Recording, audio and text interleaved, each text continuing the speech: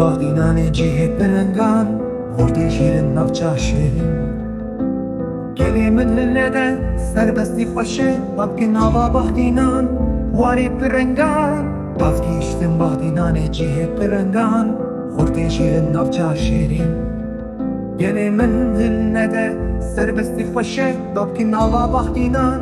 Warê pirrengan Bazîd û Botan li deşta çeman Lê Amedê warê mêrxasan Kerkûk û Hewlêr bihara gelan Xemilînin Bahdînan bûka çiyayan Silêmanî û Kerkûka pîroz Wurmê û Mehabad sine û kirmaşan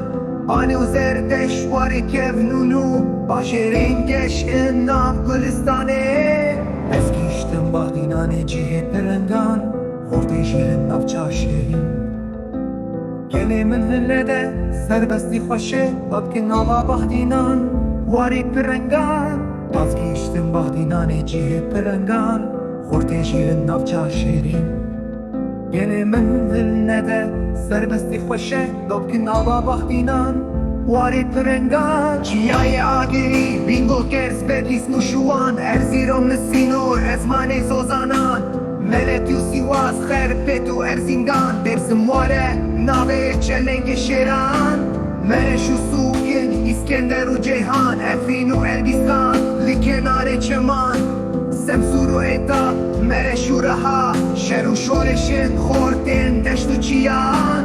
Ez gihîştim Bahdînanê cîhê pirrengan xortên şêrîn navçeya şêrîn